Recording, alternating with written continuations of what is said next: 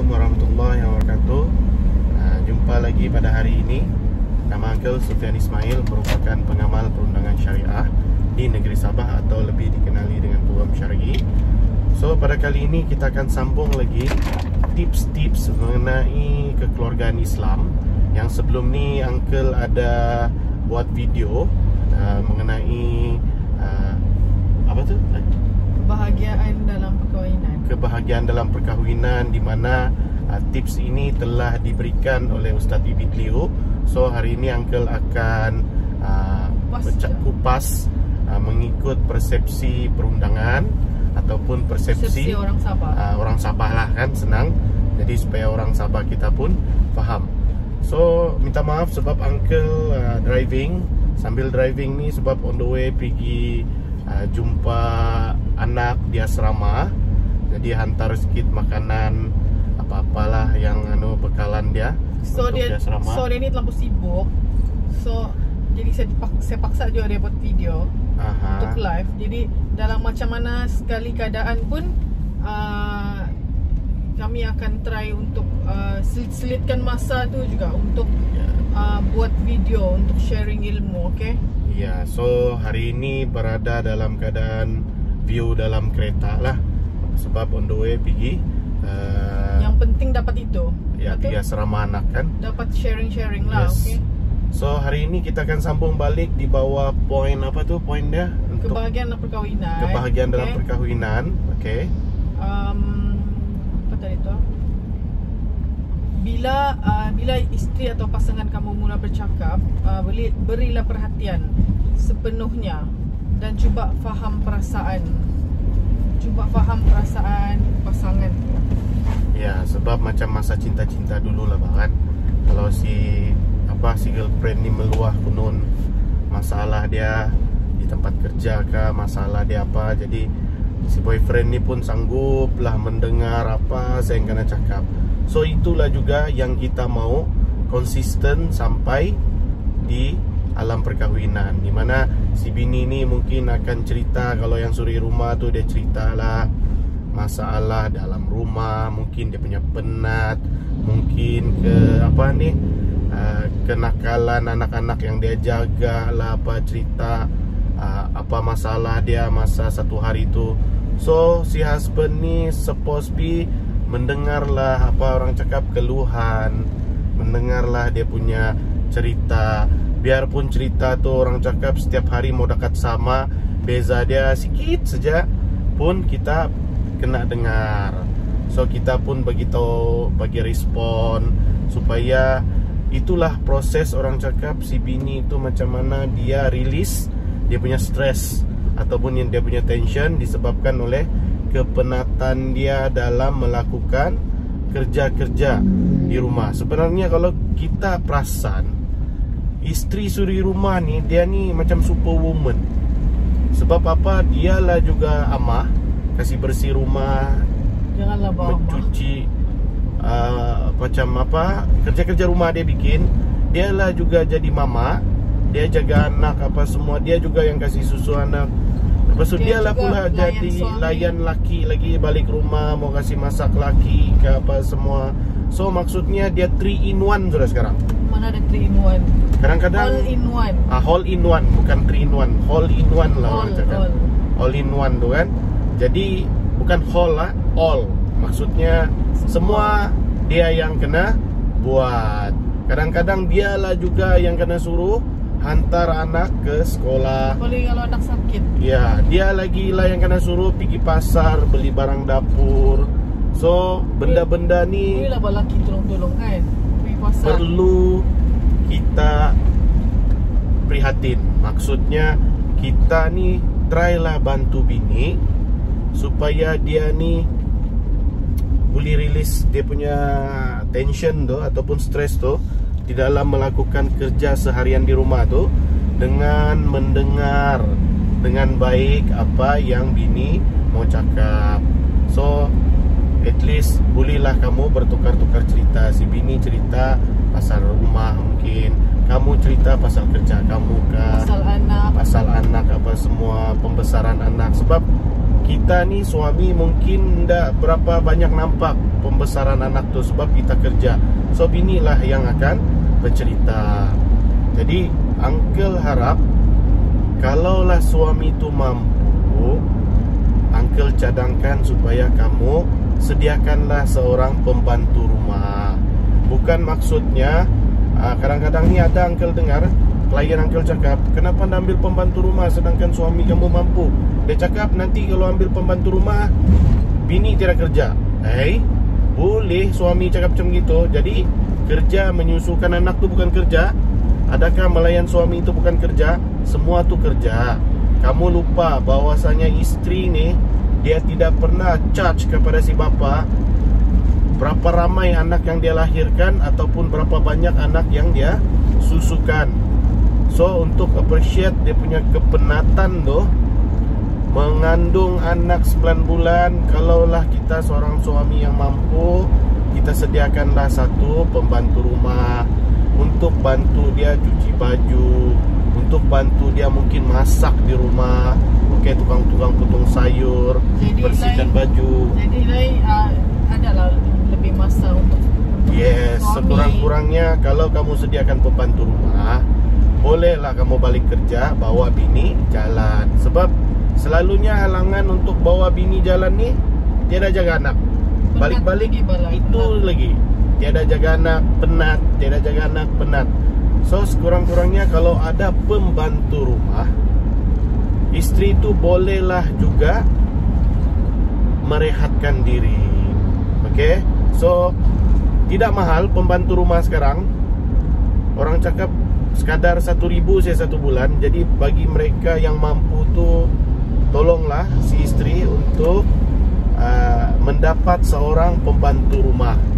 Daripada cerita uncle ni, kamu secara tidak langsung sudah beritahu berapakah nilai nafkah istri semasa. Oh ya, itu banyak orang tanya uncle ni, bab uncle berapa mau letak nafkah istri semasa ni. Tapi sebelum tu cuba mungkin kau boleh explain apa tu nafkah istri semasa. Okay. Lepas tu dah ada nafkah edah lagi kan. Yes. Jadi apa arti dia tu? Apa dia punya? Okay, kita masuk perundangan sikit. Banyak orang tanya pasal kadar nafkah. Sebelum uncle masuk dalam kadar nafkah istri semasa ni, uncle mau kasih faham juga apa arti nafkah istri semasa. Semasa means currently lah, yang setiap bulan. Nafkah istri semasa adalah nafkah untuk belanja pribadi istri. Ingat, nafkah istri adalah perbelanjaan pribadi istri.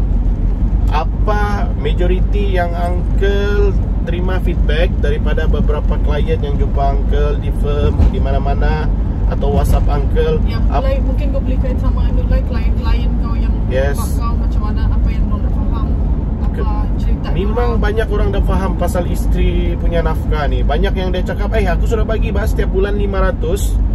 Tetapi dorang tidak perasan 500 yang diberikan oleh si istri tu, dibaginya tu setiap bulan tu, itulah juga kena beli beras, itulah juga untuk belanja yuran anak, itulah juga untuk macam-macam lah, untuk keperluan keluarga. So konsep kamu punya fahaman tentang memberi nafkah istri itu silap. Bukan uncle cakap tidak bagi, tapi sebahagian. Maksudnya mungkin suku.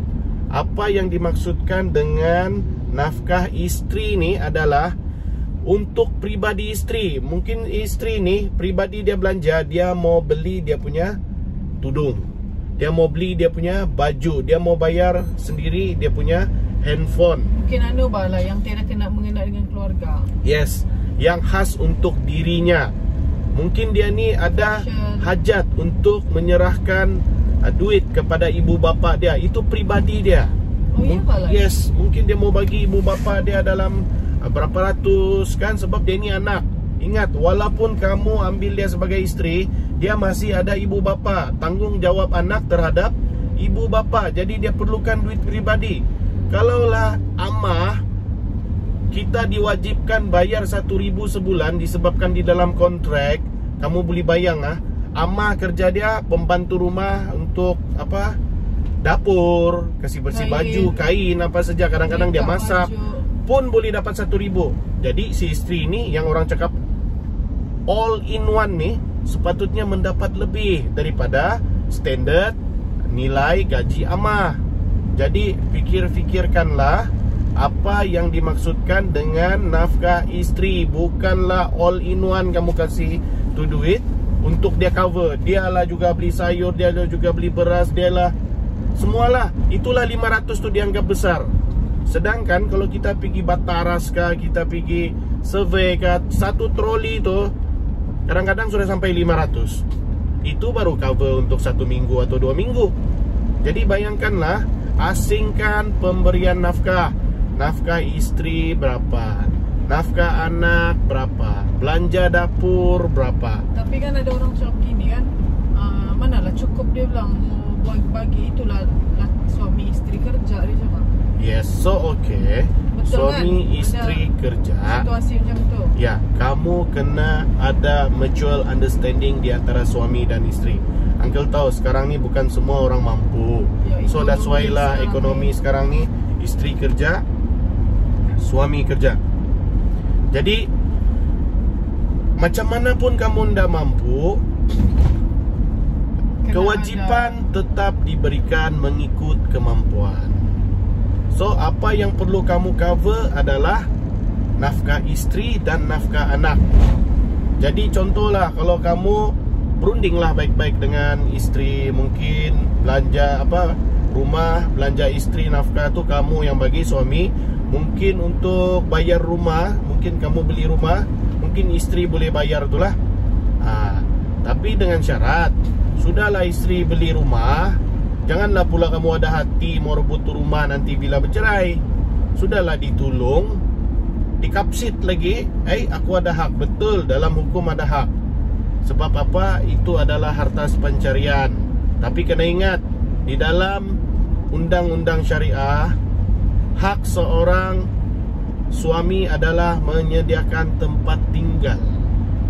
Jadi di sini bukan uncle cakap tidak boleh berbincang dengan istri, masih boleh berbincang mengikut keredaan si istri. Mungkin kau boleh kasih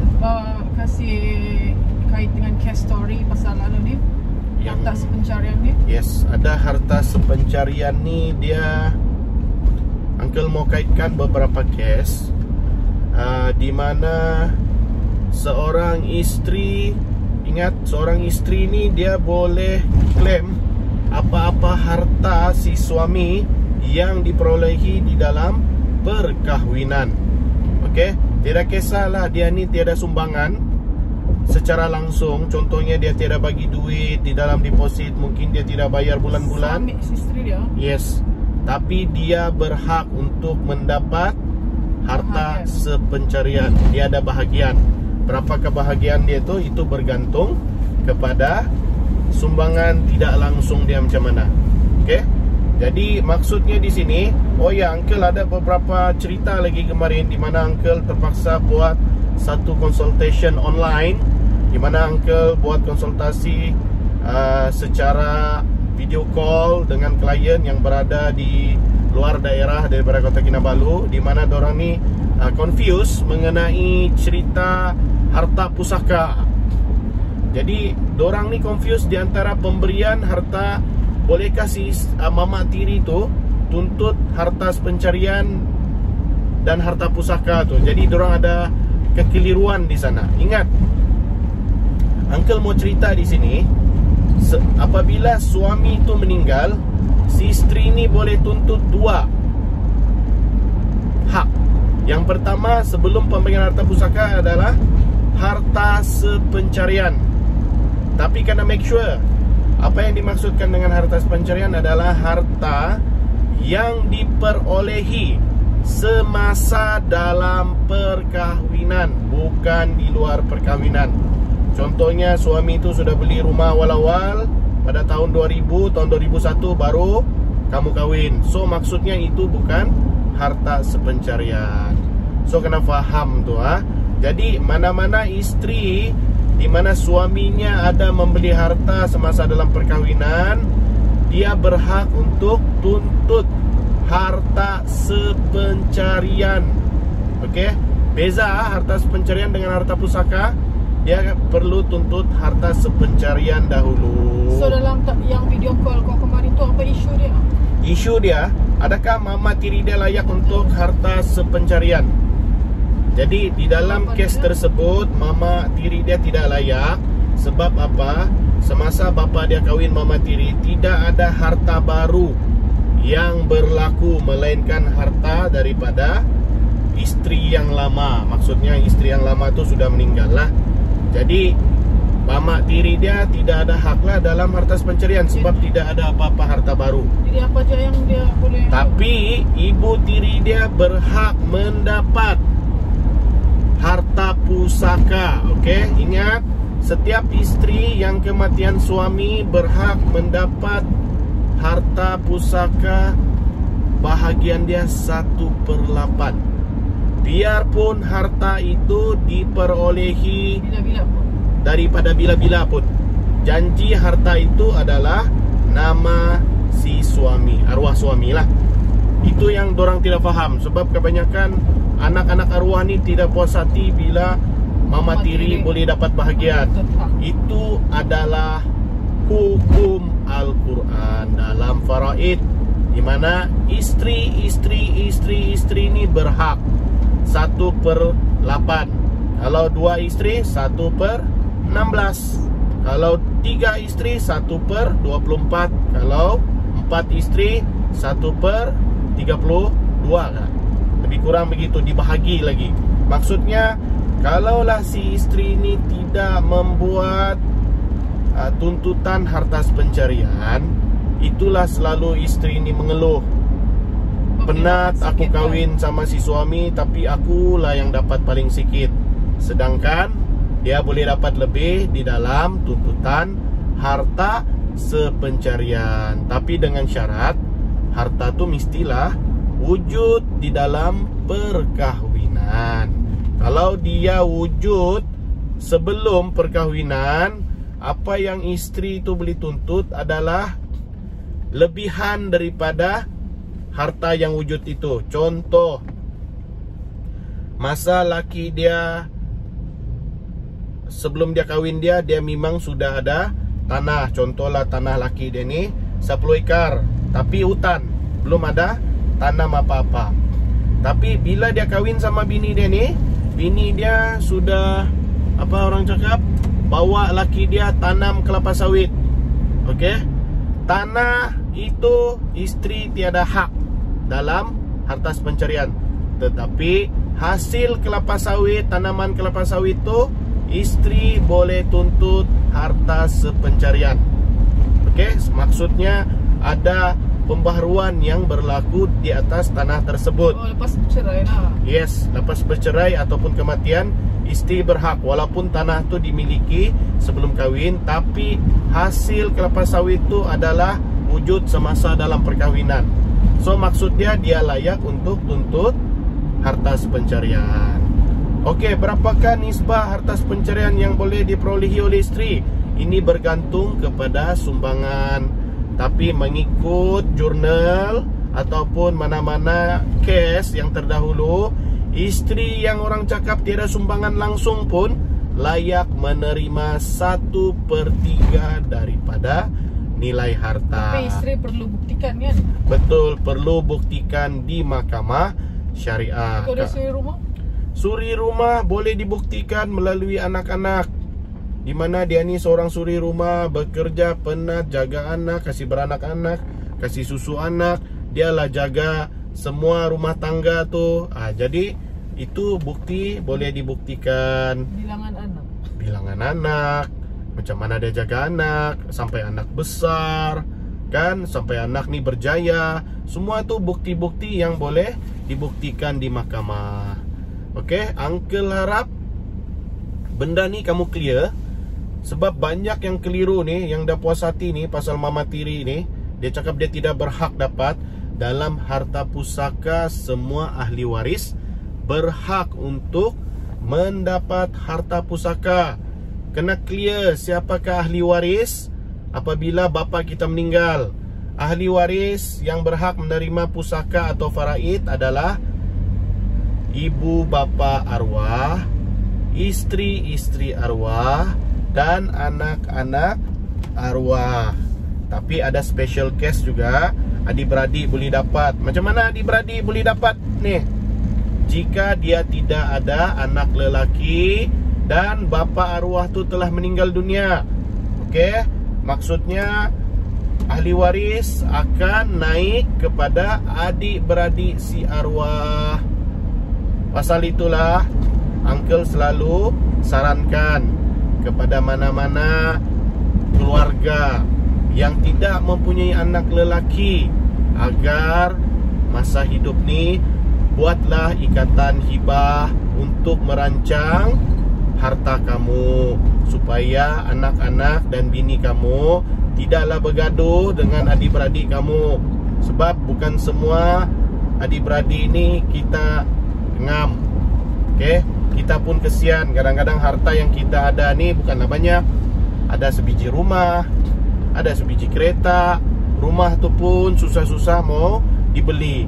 Bayangkanlah kalau dalam faraid adik-beradik kamu dapat, dan adik-beradik kamu ni tidak toleransi ataupun tidak juga mau melupuskan hak dia, dia tetap juga mau, dia punya kesan rumah akan terjual bagi mendapatkan nilai untuk dibahagi-bahagikan mengikut kadar faraid. Jadi selamatkanlah rumah kamu daripada terjual dengan membuat ikatan hibah di mana-mana firma Guaman. Kalau apa ni, kalau dia mau poligami lah. Okey. Lepas tu apa kaitan dia kalau apa?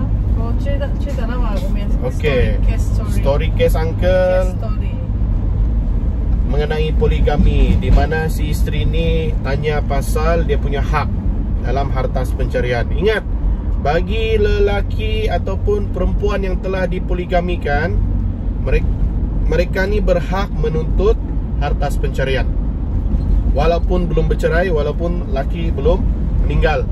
Sebab laki telah berpoligami. Yang boleh menuntut harta pencarian adalah isteri yang pertama. Jangan pula si isteri kedua pula lebih-lebih mau tuntut kunun padahal baru kahwin. Yang boleh tuntut harta pencarian ni bagi yang berpoligami adalah isteri yang pertama. Okey? Jadi isteri yang pertama berhak untuk tuntut harta sepencarian walaupun telah diceraikan atau dipoligamikan. Okey, sebab Uncle ada story case ni. Case story di mana dia ni mau berpoligami. Bukan mau berpoligami, sudah berpoligami. Kesian, isteri ni dia sudah lumpuh. Ramai lagi anak lebih kurang 10 orang. Bayangkan. Dan suami dia ni sudah kahwin baru, muda lagi. Jadi isteri ni terabai sudah 3 tahun. Jadi bila dia terabai, dia ni cubalah minta nafkah sama suaminya.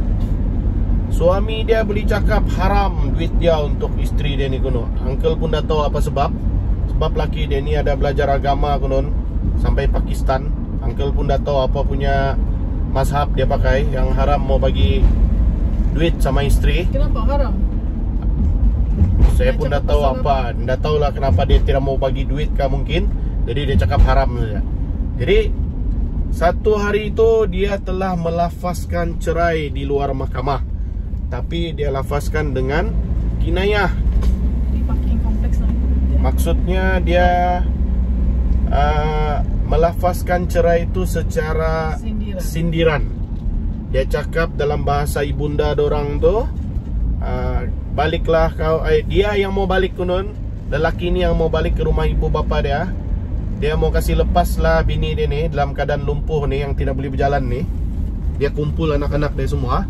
Lepas tu dia terus keluar daripada rumah dan tidak balik lagi. Lama sudah. Ini benda baru jugalah. Macam lama sudah dia nak balik lah. Lama sudah nak balik, mungkin dalam sebulan 2 bulan lah. Macam gitu. Jadi ceritanya klien ni pun menghubungilah dengan uncle. Dia tanya apakah status ibu dorang ni, sama ada ibu dia ni masih lagi jadi isteri kepada ayah mereka. So uncle advice supaya mereka memfailkan pengesahan cerai luar mahkamah. Lepas tu uncle lagi sarankan supaya si isteri ni memfailkan tuntutan harta sepencarian. Okey, bagi hak si ibu yang diabaikan, sampai boleh kena cakap haram menerima duit. Jadi kesian juga ibu ni. Sudahlah orang cakap pakai kerusi roda, dia tinggalkan lagi sehingga cakap dia ni tidak layak untuk terima wang. Tapi sebenarnya dia ada hak tak tu? Sebenarnya ada hak. Sebab apa? Sebenarnya haram tak tu? Tidak. Macam mana boleh cakap haram? Sedangkan orang kita bagi duit, orang yang tidak kenali pun kita tidak ada dicakapkan haram bagi bercerai duit. Pun mesti mau bagi nafkah kan? Yes. Orang yang bercerai pun wajib diberi nafkah edah. Inilah pula belum diceraikan. Jadi kadang-kadang kita menghadapi situasi di mana kita jumpa para suami ini yang pakai serban, mungkin pakai jubah. Jadi kita ingat dia ni pandai agama, padahal alim. Kita ingat dia alim, tapi sebenarnya dia bukanlah alim. Hanya pakaian dia saya mungkin alim. Jadi perkara-perkara beginilah yang membuatkan kebanyakan orang awam ni confused bila lagi berhadapan dengan mereka yang dianggap alim. Jadi uncle advice kepada semua follower uncle supaya berhati-hati. Rujuklah kepada mereka yang berotoriti. Contoh macam peguam syar'i, imam-imam masjid yang betul-betul belajar mengenai hukum, ataupun ustaz-ustaz di sekolah yang betul-betul belajar mengenai hukum Al-Quran, hadis. Okey, jangan berguru dengan orang yang kita tidak boleh tahu kesahihan pembelajaran dia. Ingat, sebab kita sekarang berada di Malaysia, kita dominan terhadap mazhab Syafi'i. Walaupun kita dibenarkan untuk belajar 4 mazhab, tapi cara penghidupan hukum di Malaysia ni adalah dominan Syafi'i. Kita tidak ikut mazhab lain. Kadang-kadang memang ada kita ikut mazhab lain mengikut kefahaman ataupun sebab-sebab maslahah yang tertentu. Uncle bagi contoh mazhab yang berlainan ni, contoh macam sentuhan batal ke tidak batal. Tapi bila kita berada di Mekah, semasa kita tawaf, kita dibenarkan untuk mengikut mazhab lain. Maksudnya apabila kita bersentuhan dengan perempuan pun, maka wudhu kita tidak batal. Itu sebab maslahah kita berada di Mekah. Tapi adakah itu tidak batal wudhu masa di Malaysia? Batal. Jadi inilah yang dikatakan mengikut maslahah. Ada lagi yang tu, kalau orang yang pakai tudung tu nampak telinga, dia ndak batal, dia boleh. Macam orang India kan. Contoh India, dia mazhab Hanafi, di mana dia punya aurat tu mungkin bukan setakat muka, tidak sama. Jadi itulah yang kadang-kadang membuat kita ni keliru. So kita jangan keliru, kita perlu pelajari ilmu mazhab Syafi'i dulu, baru kita membaca ilmu mazhab lain. Buat perbandingan, tapi tidak boleh amal, supaya kita ni faham. Okey. Jadi seterusnya yang hari tu Pak, yang kau cerita tu, apa tu, dia mau poligami. So kau advice dia untuk kasih buat hibah lu, supaya wife dia yang mau dipoligamikan tu macam happy lah bang. Ya, okey. Uncle ada story case mengenai orang ni berhajat poligami, tapi si isteri ni dia tidak mau. Apa yang uncle boleh advise kepada klien ni adalah menyarankan agar hibah dilakukan terhadap isteri yang pertama.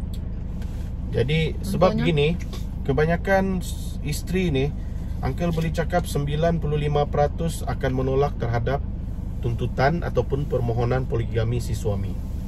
Tapi bagi uncle, sebelum kita membuat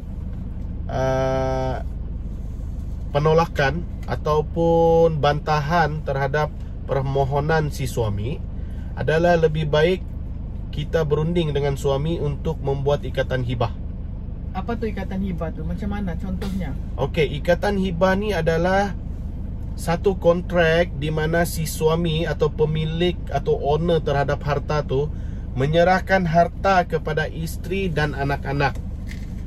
Okey, biasanya suami ni dia takut bagi rumah ni sama isteri. Dia takut nanti bila isteri minta cerai, kahwin lain, dia bawa laki baru dia. Itu biasanya menjadi ketakutan terhadap si suami. Jadi apa yang uncle boleh advise adalah supaya si suami menghibahkan rumah tersebut kepada anak-anak. Sebab apa? Yang menjadi ketakutan adalah perebutan harta, yang selalu menjadi permainan di fikiran isteri-isteri pertama ni adalah isteri kedua ni cuba merampas demi harta. Pok duit je. Pok duit lah, orang Sabah cakap pok siring. Mau pok duit saya. Lebih-lebih lagi suami yang sudah berumur nih, yang 50-an nih, kahwin dengan 20-an, 30-an. So, itulah menjadi ketakutan kepada isteri-isteri yang pertama. Jadi para suami untuk mengurangkan kadar ketakutan dorang ni terhadap tuduhan isteri kedua ni mau kahwin ni sebab mau duit saja. Jadi ikatan hibah merupakan satu instrumen yang boleh mengurangkan persepsi tersebut. Okey. So kalau kamu kahwin memang atas dasar cinta ke, atas dasar mau menolong jodoh ke apa, kamu kurangkan dulu persepsi merampas harta dengan membuat ikatan hibah. Jadi lepas tu confirm kena bagi. Jadi bila kamu sudah buat ikatan hibah, maksudnya kamu sudah jaga hak isteri pertama, anak yang daripada isteri pertama. Chances ataupun peluang kamu untuk mohon kebenaran tu agak ada ruang, agak tinggi. Sebab apa? Kamu sudah buat hibah. Harta semua sudah bagi sama isteri pertama dan anak-anak yang daripada isteri pertama. Lepas tu kamu buat lagi satu perjanjian terhadap nafkah isteri pertama dan anak-anak daripada isteri pertama. Jadi di sini dia sudah tidak ada ruang untuk bantah mengenai hukum ataupun undang-undang, sebab kamu sudah completely bagi dan sediakan. Apa yang menjadi alasan cuma persepsi hati yang tidak dapat menerima madu lah, sharing. So benda ni kamu senang fight di mahkamah. Sebab apa? Di dalam permohonan poligami bukan memerlukan kebenaran isteri. Dia hanya perlukan makluman ataupun menyampaikan permohonan tersebut terhadap isteri. Kenapa perlu dimaklumkan? Sebab diberi ruang kepada isteri pertama untuk membuat bantahan. Tidak semestinya bantahan isteri diterima oleh hakim bicara. Pasal tu uncle cakap tadi, siapa yang berhajat untuk berpoligami, kamu kena buat ikatan hibah. Kamu kena buat satu ikatan perjanjian bersama terhadap nafkah anak dan nafkah isteri. Sebab tu baru orang takut. Itu semua orang takut. Takut kamu cakap mampu, tapi bila kahwin isteri tidak kena bagi duit, anak tidak kena bagi duit, rumah tidak kena bayar. Sebab bab-bab beginilah yang selalu menjadi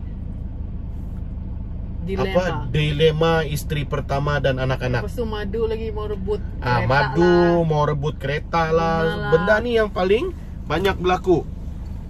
Uncle ada case story yang uncle handle, di mana madu dia ni, atau bukan, di mana seorang penjawat awam, yang orang cakap penjawat awam berpangkat tinggi, dia kahwin perempuan ni. Perempuan ni muda lagi, di mana perempuan ni berjaya mengikis lelaki ni sebanyak 180,000 dalam masa berapa bulan? Dalam masa tidak sampai setahun. Kau tengok macam mana. Macam mana lah bini pertama dah mengamuk. Bini pertama tidak pernah kena bagi nafkah bulanan. Selama 20 tahun kahwin tidak pernah kena bagi nafkah. Tapi isteri kedua kena bagi nafkah. Lepas tu yang syoknya, bagi nafkah. siap bagi rumah, siap bagi kereta. Isteri pertama tidak dapat, isteri kedua dapat. Bayangkan macam mana kamu cakap kau adil dalam poligami. Benda-benda beginilah yang selalu menjadi ketakutan. Last kali lelaki ni dah tahan kena kikis, bercerai. Tapi sama perempuan juga. ni sudah dapat 180.000. Itu masa dalam perkawinan. Sudah cerai dituntut lagi mutaah, segala nafkah edah, segala macam-macam dituntut. Mau tuntut harta pencerian. Nah kau tengok, pintar na pintar perempuan kedua ni. Inilah yang selalu menjadi ketakutan kepada isteri pertama. Jadi uncle mau advice kepada lelaki ataupun suami yang berkemampuan dan ada kemahuan untuk berpoligami. Pertama adalah buat dulu ikatan hibah. Kedua, kepada isteri dan anak-anak. Kedua, kita buat perjanjian persetujuan terhadap nafkah isteri dan nafkah anak. 3 ni kamu bikin, baru kamu apply poligami. Confirm kamu menang. Sebab apa? Isteri cuma hanya boleh lawan bab hati. Jadi kalau bab hati ni hakim tidak berapa layan lah. Tapi ingatlah, kesihatan kamu mesti okey. Jangan pula kencing manis tiba-tiba mau poligami, confirm kena reject lah. Sebab apa? Yang isteri pertama pun dah cukup, kan? Apalagi mau pergi isteri kedua. Jadi bagi mereka, bukan cakap kamu tidak boleh poligami, kamu kena ikut saluran ataupun cara yang betul supaya kamu boleh buktikan dengan terang kemampuan kamu tu. Bila kamu sudah buat ikatan hibah, kamu buat sudah perjanjian bersama terhadap nafkah isteri dan nafkah anak, apa lagi isteri tidak dapat? Kamu cuma perlu adil dari segi masa. Itu saja yang tinggal, dan kasih sayang lah. Sebab kewangan semua sudah ada dia punya perintah, dan ada sudah harta yang sudah kamu serahkan. Jadi bab-bab gini bila kamu buat complete, chances untuk kamu poligami itu memang tinggi. Okay, so uncle harap benda ni clear kepada mereka atau suami-suami yang memohon untuk berpoligami, yang ingin memohon poligami, supaya kamu sedia 3 perkara dulu: ikatan hibah, perjanjian terhadap nafkah isteri dan nafkah anak. So terlari-lari sudah yang kau cerita tu. Balik dulu sikit. Okay. Tapi tak apalah kan, kasih selit sikit kan. Ya, sebab cerita ni boring juga kalau kita tidak cerita case story uncle di mahkamah kan. So at least bila kamu dengar, kamu pun rupanya di mahkamah jadi macam gini. Sebab tips rumah tangga ni dia uncle bagi case story ni supaya kita boleh jadikan iktibar. Kadang-kadang kita tidak percaya benda ni berlaku kan tak dia di mahkamah. Rupanya memang berlaku. Jadi uncle mau share uncle punya case story tu supaya kita sama-sama ambil pengajaran daripada cerita tersebut. Okey, seterusnya poin apa lagi? So lidah kita ni kena sentiasa memanggil pasangan kita dengan nama-nama yang bagus-bagus lah. Bukan bukan yang tak bagus tau lah. Kalau orang Sabah ni kan pandai ganas-ganas, mungkin panggil sayang kah, panggil cantik kah, panggil manis kah, isteri aku yang soleha kah, lemah lembutnya, ataupun terima kasih. So jadi suami isteri, saya sayang kau kerana Allah. Bukan panggil gemuk, bukan panggil buntak. Jadi yang benda-benda begini uncle pun ada cerita, di mana uncle punya case story ni sampai tahap mau bercerai gara-gara panggil oi. Jadi di mana suami dia ni tercabar. Jadi satu kali je oi alasan je tu kalau satu kali je. Mau ceritanya benda ni real story, di mana isteri dia ni mengkali dah tahulah, sengaja kan dah sengaja. Dia terpanggil oi laki dia ni, mau tanya pasal kabel handphone dah silap. Jadi laki dia marah, dia kau panggil aku oi ni aku tiada nama ke, dia cakap. Lepas tu begitu punya kisah, laki dia balik. Padahal merajuk daripada daerah pedalaman terus balik pergi bandar. Padahal waktu tu adalah majlis kelahiran anak dorang, mau kena celebrate, mau buat kenduri, balik gara-gara kena panggil oi. Jadi di sini susah juga kita mau kasih salah si suami kasih istri kah. Istri cakap, benda ni uncle kebiasaan sudah tiada apa-apa pun, tapi tidak tahu lah kenapa hari itu dia terus mengamuk. So uncle mau cerita di sini. Uncle tidak mau salahkan siapa-siapa. Bukan story itu istri kah salah, suami kah salah. Tapi uncle mau tegur dari segi gelaran dan panggilan. Kadang-kadang orang tidak kisah, tapi kadang-kadang dia pandai kisah pula tiba-tiba di suasana ataupun di tempat yang berlainan. Ataupun mood ataupun moodnya tidak bagus. Contohlah begini, kamu biasa panggil pasangan kamu si bulat lah ataupun si gendut lah apa-apa kan. Mungkin di rumah apa dia tidak kisah. Tapi bila kamu terbiasa panggil mungkin di majlis kenduri ke apa, dia malu, dia tiba-tiba marah. Jadi bab-bab macam gini nih, kadang-kadang kita selalu ambil remeh-temeh. Padahal benda nih dia boleh menyebabkan perceraian. Sebab uncle cerita nih, case nih sekarang uncle tengah filekan perceraian disebabkan oleh gelaran oi. Jadi untuk mengelak benda ni terjadi kepada kamu adalah lebih baik daripada awal kita biasakan diri kita panggil pasangan dengan gelaran yang baik dan gelaran yang pasangan kita suka. Janganlah gelar yang yalah kamu suami dan istri, buatlah satu gelaran yang baik-baik. Bila gelaran yang tidak baik kamu selalu sebut dan kamu terbiasa panggil, terutamanya di halayak ramai yang mungkin menyebabkan dia malu, dia akan jadi marah pula tiba-tiba. Padahal kebiasaan dia tidak marah. Dan bab ini kecil nih, yang kamu anggap kecil nih, boleh menyebabkan berlakunya tuntutan perceraian. Jadi hendaklah berbaloi. Benda yang kamu anggap kecil ini boleh menyebabkan sehingga bercerai. Padahal sudah ada anak 2-3 orang, mau bercerai pasal gelaran si oi ini tadi. Dia kan macam mana macam contoh lah, kau biasa panggil sayang kan. Dalam keadaan kau marah kan, tapi kau panggil sayang juga, dia masih ada efek juga. Faham gak? Efek, the good effect lah. So maksudnya buatlah satu kebiasaan gelaran yang baik-baik. Janganlah buat, kalau kamu nih kebiasaan sudah panggil nama laki itu, try lah ubah, pergi nama yang orang cakap sweet sikit kan, supaya nampak. Kadang-kadang kamu panggil biasa, tapi orang dengar, dorang akan buat interpretation yang negatif. Wih, taruk babi ini dia panggil nama laki saja. Tahu sudah laki itu panggil lah babang kah konon, sayang kah, ini dipanggil namanya, sudahlah panggil namanya kasar lagi. Tapi laki kan susah mau memuji ini kan. Yes, so cuba. Apabila kamu tidak cuba, jadi kamu tidak tahu sama ada benda tu boleh dibuat atau tidak buat. Bila kamu cuba boleh pula dibuat.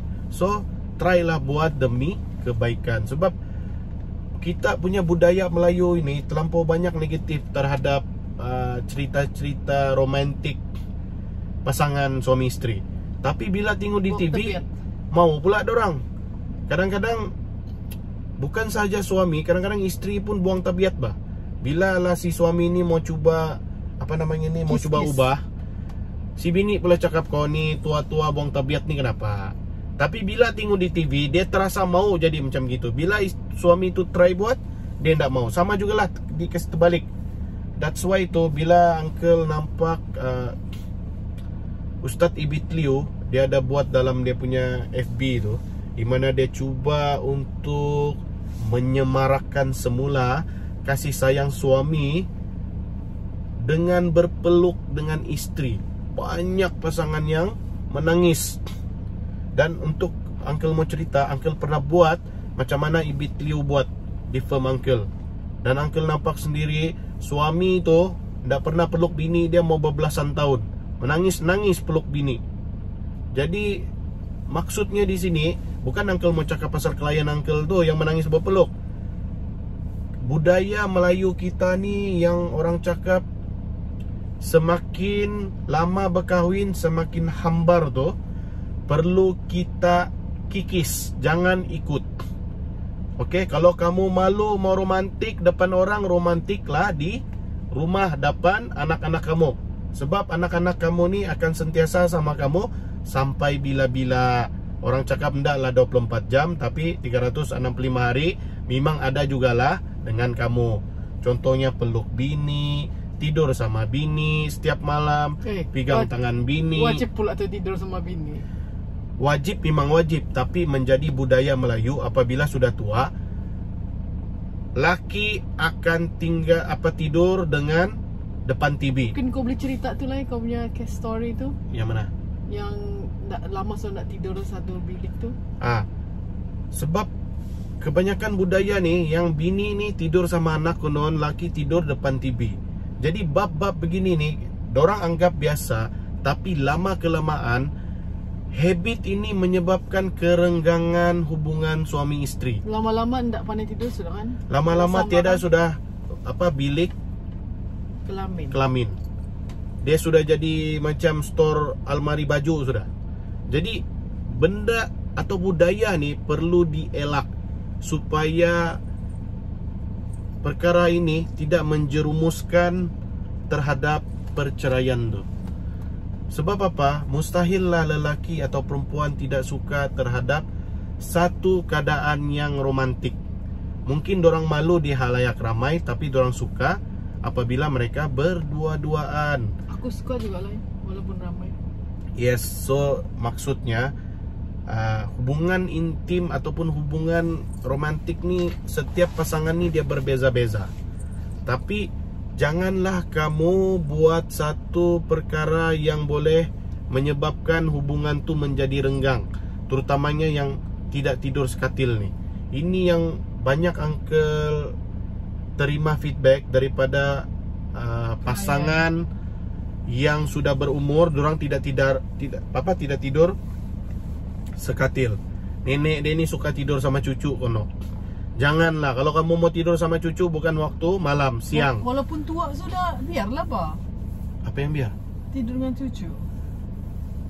Kalau jangan amalkan. Sebab apa? Walaupun sudah tua, kamu kena tidur suami dan istri. Iya, sebab apa? Benda ni lah menyebabkan si lelaki pergi cari lain. Waktu tu baru mau cakap laki tu buang tebiat. Sebab apa? Dia tidak dapat sama bini dia. Biarpun sudah tua, tua bukanlah alasan untuk kamu tidak tidur sekatil. Okey? Sebab tua kah, muda kah, dia tetap ada nafsu. Dia tetap ada keinginan. Jadi jangan buat satu perbuatan yang boleh menyumbang ke arah kerenggangan hubungan suami isteri. Mungkin kau boleh relate pasal ni lah dengan kau punya case story yang sudah tua ni pun, tapi boleh bercerai juga. Adakah? Ada. Uncle ada satu case di mana perceraian tu berlaku di usia emas 65. Bayangkan 65. Sudah orang cakap 6-7 tahun pencen baru bercerai. Uncle ada satu case daripada satu daerah yang pedalaman juga, di mana dia sanggup jumpa uncle untuk bercerai. Sebab dia dah tahan, dia sudah meletup. Dia cakap dia sudah 5 tahun tidak tinggal dengan isteri. Isteri ni selalu ikut anak dia nombor 1 kah 2 kah. Dia selalu ikut anak nombor 1 atau 2. Maksudnya dorang berpisah mengikut anak lain-lain. Lepas tu timbullah syak pula. Si suami cakap si isteri ni ada hubungan sulit. Kadang-kadang uncle pun fikir biar betul umur 60-an 50-an masih ada. Tapi itulah persepsi si lelaki. Dia cakap saya lama sudah saya pendam ni, dari umur saya 40 sudah. Tapi persepsi belum dibuktikan. Tapi dia cakap dari saya dulu insting dia cakap ini dua-dua ni adalah penjawat awam. Sama-sama pencen. Sama-sama sudah pencen. Bayangkan umur 60-an baru mau memohon cerai. Dia punya cerita pasal tidak sekatil. Sudah 5-6 tahun tidak sekatil. Jadi adakah kamu mahu story ini terjadi sama kamu? Bercerai di usia emas. Kalau mau difikirkan, lelaki ni jealous memang tidak patut. Tapi dia punya story sini, dia mau juga insist mau cerai di umur usia emas 60 tu. lebih tahun. Yes. 60 lebih tahun. Dah silap uncle filekan tuh, umur dia 65 ke 66. Kalau logik kan, kalau secara logik bah. Kalau secara logik happen, memang benda ni tidak happen, tapi perkara ni berlaku. Bila ditanya kenapa mau bercerai, alasan si suami, bini dia ni ada skandal. Kadang-kadang kita pun fikir biar betul ada skandal, umur tua sudah ni. Kan? Tapi dia ulang cerita yang 40 zaman 40-an tu. Ya. Cuma dia tahan, dia cakap sebab anak-anak belum besar. Jadi benda ni lah yang bila dipendam, dia tetap mau juga cerai di usia emas tu. Jadi rasanya perkara ni tidak wajar berlaku. Kesian nih, sepatutnya kita tua bersama-sama, jalan sama-sama, beli pergi umrah sama-sama. Jadi yang memohon tu lelaki ke perempuan? Yang memohon ni lelaki. Lelaki pula kan. So dia cakap bini dia yang ada Yang ada skandal. Tapi yang ada skandal dia cerita ni bukan time 60-an nih. Masa 40-an. Baru mau bikin. Jadi apabila seorang lelaki memohon cerai, si istri dia tiada cerita lah. Dia terpaksa terima sebab talak di tangan lelaki. Dan dia bercerai dengan talak satu di usia 60-an. Jadi benda inilah yang kita cuba mau elak. Orang cakap masa tua-tua ni sepatutnya kita sudah fokus terhadap ibadah, terhadap anak cucu. Orang cakap mau happy. Tapi apa yang jadi terpaksa solo, lone ranger. Maksudnya berseorangan. Sepatutnya kita ni ada berteman laki bini, kan? Jadi benda-benda beginilah yang uncle cuba mau elak berlaku. Dan uncle ceritakan kepada kamu supaya benda ni menjadi iktibar. Punca dia tidak tidur bersama 5 tahun. Sebab satu orang pergi anak lain, yang satu orang lagi pergi anak yang lain. Kalau satu bilik lain katil pun janganlah. Satu bilik satu katil lah. Kenapa mau lain katil? Apa sebab kamu mau lain katil? Tidak ada reason yang munasabah. Jadi kenapa dulu boleh, sekarang ni tidak? Jadi itu bukanlah satu cara yang bagus untuk kamu lain katil. Sekatillah kamu sampai tutup mata kamu. Maksudnya sampai memejamkan mata yang terakhir. So uncle harap tips pada hari ini, dapat memberi manfaat kepada kamu walaupun dalam keadaan uncle di kereta. Sekarang uncle drive parking dekat area kompleks sukan ni supaya lebih senang bercakap. Sebab dia ni sangat busy.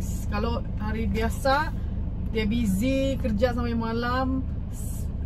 Tapi ramai orang yang suka suka dengar kupasan-kupasan pasal rumah tangga, lepas tu ada relation dengan undang-undang syariah. Jadi try juga kan lah. Yes, try untuk share untuk supaya orang Sabah kita faham pasal undang-undang syariah ni. Sebab uncle banyak dengar daripada keluhan isteri-isteri ni, banyak yang tersilap faham terhadap undang-undang syariah tu sendiri. Jadi uncle tidak maulah wanita-wanita ataupun anak-anak tertindas oleh disebabkan silap faham tu. Jadi uncle mau semua orang Sabah ni pintar tentang tuntutan hak kamu di mahkamah syariah. Kenapa perlunya ada mahkamah? Sebab kamu boleh menuntut hak kamu. Ingat, hak kamu ni sebagai seorang isteri, tidak kisah kamu ni warga negara ataupun tidak. Pastikan kamu duduk di Malaysia secara sah. Itu sahaja. Tapi lain hak tu memang hak. Tapi kalau tidak dituntut, tidak tertuntut. Yes, kamu jangan mengharap hak kamu datang sendiri. Kamu perlu buat tuntutan di mahkamah syariah. So banyak lagi yang alasan uncle saya tidak pandai. Banyak peguam syar'i. Carilah peguam syar'i. Lepas tu orang cakap ini, buat apa mau tuntut, laki pun tak kerja. Itulah yang silap. Ingat dalam nafkah anak, especially nafkah anak lah. Especially nafkah anak, kita tidak perlu mau tahu laki kerja ke tidak kerja. Sebab apa? Tuntutan tu terhadap bapanya kamu boleh divert pergi keluarga dia. Sebab maksudnya kalau kita tuntut suami itu tidak kerja, ibu bapa atau adik beradik dia kita boleh tuntut. Sebab hak anak tetap hak. Nafkah anak. Jadi kamu perlu tuntut, jangan mau tunggu dia kerja. Kalau begitu, sioklah si bapak. Dia takut kena tuntut, dia tidak mau kerja. Jadi dia tidak mau kerja tuh urusan lain lah. Kalau bapak dia ni lumpuh pun kita beli tuntut kepada ahli waris dia yang lain. Lepas tu ada yang cakap begini, kalau laki bekas laki tu ke gaji dia 1,000, jadi RM50 je tu apa mahkamah konon cakap RM50 itu dia punya itulah pandangan RM50 je tu bagus tak payah tu penat je turun naik mahkamah dia cakap. Tidak. Kalau apa kamu kena bagi RM50, kamu cari peguam. Sebab apa? Kalau peguam yang buat, mustahil lah suami itu akan mahkamah arahkan bagi RM50. Sebab bila kamu tiada peguam, benda ni lah yang jadi RM50, 100 yang tidak logik punya kena bagi. Sebab apa? Kamu tidak dapat membuktikan keperluan nafkah anak tu berapa yang sepatutnya. Beli pampers pun RM50. Yes, pasal habis tu sudah. Kalau kamu dapat buktikan di mahkamah secara nyata serta bukti-bukti dizahirkan, hakim akan menerima keperluan tersebut berdasarkan kemampuan si suami. Jadi janganlah kamu tunggu laki mau kerja baru buat tuntutan. Okey? Ada lagi yang bagi alasan, "Alah uncle, saya tiada duit, mau apa?" Okey, uncle bagi tahu. Untuk hire lawyer tidak semestinya kamu mau bayar lamsam. Kamu boleh bayar ansuran bulanan. Kalaulah kamu cakap kamu tidak mampu pun langsung, masih lagi ada lawyer kerajaan.